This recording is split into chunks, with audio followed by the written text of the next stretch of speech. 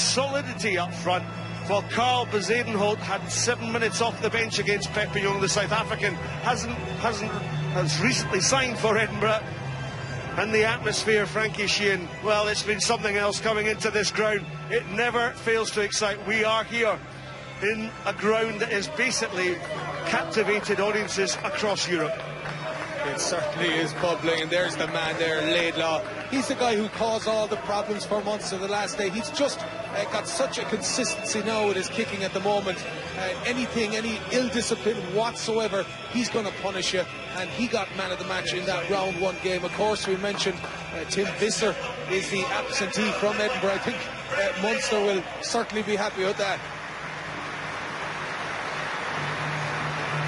Well, Edinburgh take the talk, having had 3 wins in their pool so far. They've beaten Munster, Gloucester and Pepillon last week. They put themselves in an excellent chance of this Amlin Challenge Cup final. And this young man, Greg Laidlaw, he's been a real leader, great kicker of the rugby football as well, and is an important link man for this Edinburgh team, both from forwards and the backs. Well, he certainly is, and you can just feel the tension in the air prior to Munster coming out. I just wanted to give a sense as Edinburgh came out as to maybe the silence that was about to take place, because the contrast is coming very, very soon when Munster come out of this changing room and they come out onto the pitch. It's always so special, and it, you know, Quinny, I'm sure, knows inside the studio, it's such an emotional time. So Peter O'Mahony will lead the team out. Well, folks, if you're sitting back at home watching this on Sky Sports, turn the volume up, get settled, stick the cushions on the back, and come and enjoy this Pool 6 match.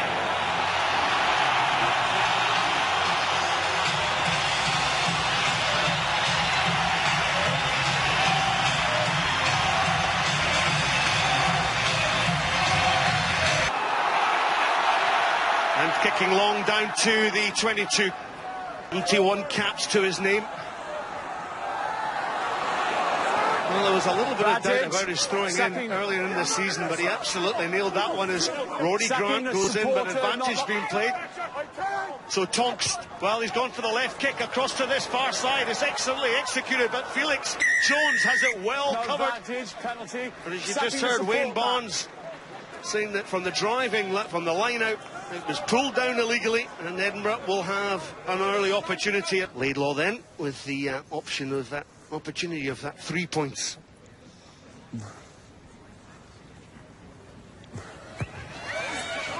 Throws the ball and misses on that occasion. I was going to... Scott just reset there, and Scott Quinnell mentioned this inside in the studio as well, how important this is going to be.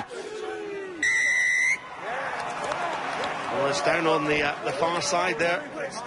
WP now against Dave Kilcock. A penalty here. He's missed one. He just pushed it, but watch this once again. He'll drift it from the right to left a little bit with the draw, and this time splits the upright. So Edinburgh, 7 minutes on the clock, 3 points to 0. There, let's keep it going. Excellent take there by Paul O'Connell. Murray finds Keatley.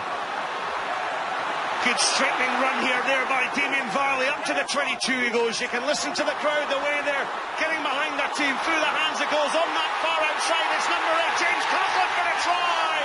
And the riposte is immediate from the kickoff. Lovely little hands, good play all round. Here you see it here again. Right on the money. Lovely drop off by Keatley. Here he was through here. And you can see how quickly they reacted here. Damien Varley did extremely well to straighten up from the ensuing play.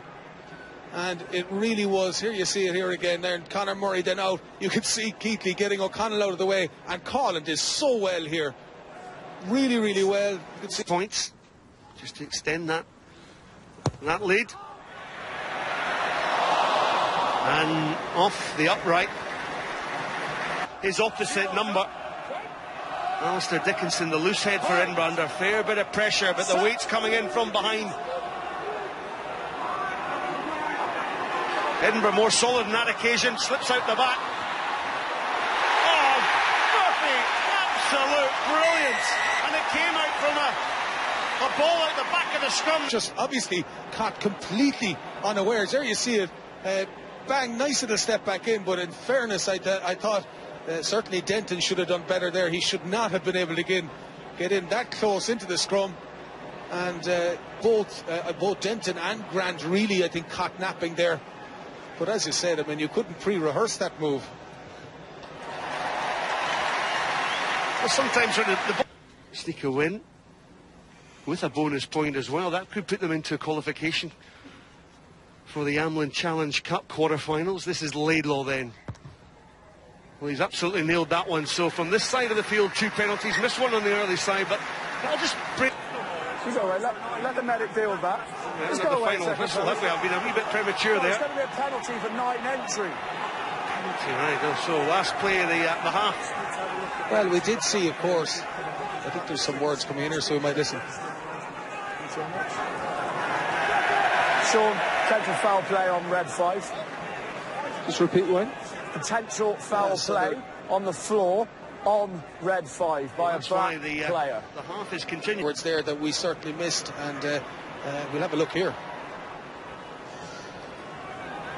Look, he's saying it was against red 5, I believe he's saying. So you see O'Connell there, he's on the ball, he's making himself a nuisance on Ross Ford. The ball is on the deck, so we're watching now. Did something happen to Paul O'Connell? Is there a head came in there late, number 6?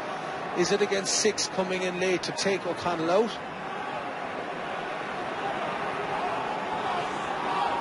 So I would imagine from that angle, it is suggested Paul O'Connell's head there. That's the angle, and it certainly looks reckless. It's reckless. Okay, leading with the head, with no arms. He's suggesting no arms. You see, that was the key I was talking about. Well, so it's reckless. It's head on head. You can't allow that, and that's why it is. If he hit him, maybe for a reckless use of the head against Paul O'Connell at the end of the first half. So all to do for Munster. Remember, Edinburgh, if they can win here, they still have a chance of a place in the Amlin Challenge Cup quarter-finals. Beat the Edinburgh defender. James Coughlin, a try scorer from the first half, runs into the tackle of Alistair Dickinson. Keatley. O'Donnell had the pass there onto Lalala. Then he comes back. Murphy had a break here, but on the charge is Tommy O'Donnell. Well, we've seen him throughout the Heineken Cup campaign making rampaging runs like that. He got the offload to Stephen Archer. Now Conor Murray. Keatley throws it wide to Felix Jones. Jones gets the offload to Coughlin. Coughlin straightens again. Tackled by Villanelle. Real pressure on this Edinburgh line. Try is almost there, is it? As Dave Kilcoyne goes. Well, the cheers will tell you there's a try scored, and that's Conor Murray on the ball. And there's an air of optimism now around here. You see the great break by Tommy O'Donnell. It does so well. He gets very, very isolated. He's only one person to clear. Watch, lovely little skill the way he pops it up. Good support by Archer. And here we thought Kilcoyne was nearly in, and Murray just on hand. Great opportunist work there by Murray. And great team try, you'd have to say there. But you see Colin here, another great break by him, and nearly gets over himself. And here you see the earlier actions, but Munster very, very happy now, and they're in a really, really good place to charge for this final 4th try and potential bonus point.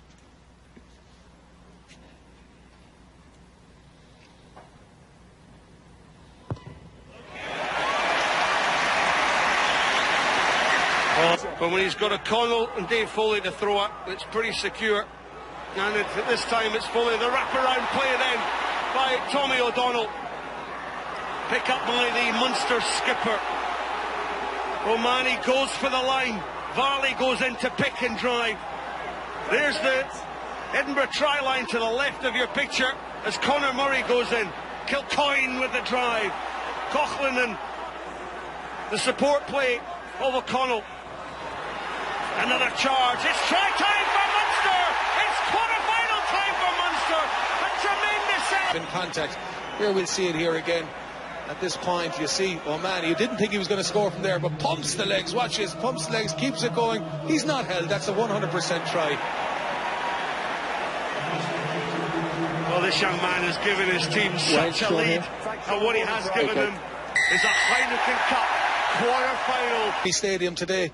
People are just really, really happy with that, and sets it up now for the quarter-final.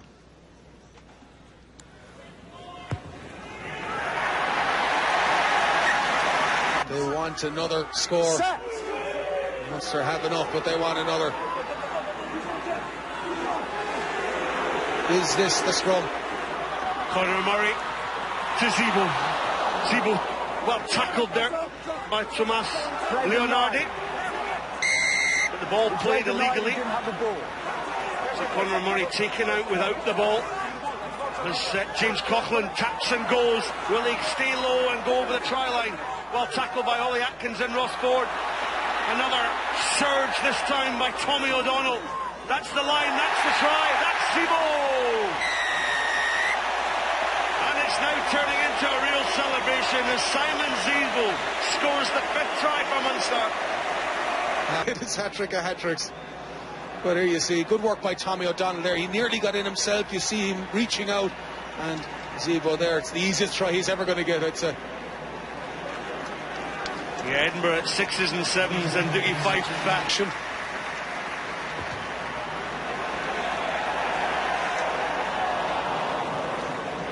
So the line out for the 4th time. And for the 4th time in asking, Munster will drive once again. Remember, Edinburgh are a player down and they were looking to bring that maul. They're going to try and collapse it. Advantage being played. New advantage. Try for the line once again. Foley was there. The numbers are there for Munster. Can they get over this line for that 6th try? And it will complete the demolition. Big charge then goes on for Cronin. Ball's in the backs. This is Casey Lalala. There's men over. Zebo unselfishly links with Felix Jones. And Felix Jones over in the wide. There was always space out wide. Open up out wide. And here you see it. Watch this here now again. You'll see as the maul gets going. Watch the Edinburgh body. They're right underneath there. That is completely illegal. And in fairness to the referee, he did pick it up. But Munster taking advantage of the advantage. And as you said, Scotty, great play and unselfish play by Zebo there to put up his under 3. Lovely try there. And when you consider there was also Johnny Murphy on the outside as well. But great use of the width of this play. Well, you can see how tight the Edinburgh defence was because Munster had them committed in and around the fringes, and that was the key here.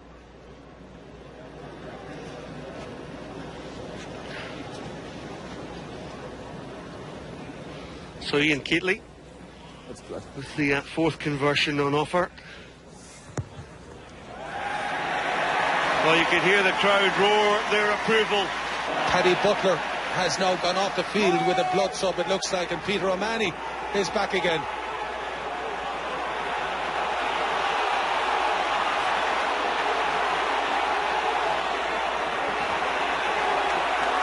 Well, that's a classic forward drive, isn't it, from this Munster pack, and the crowd respond as well. They played their part this afternoon in Tolman Park. Williams, well, there's a wrap-around movement coming here. Keatley to Zebo. Zebo's just playing with such air and confidence. Felix Jones to Casey Lalala. Lalala up to the 22. Edinburgh absolutely at 6s and 7s. Zebo in the fly half position. Escapes the tackle of Nick DeLuca.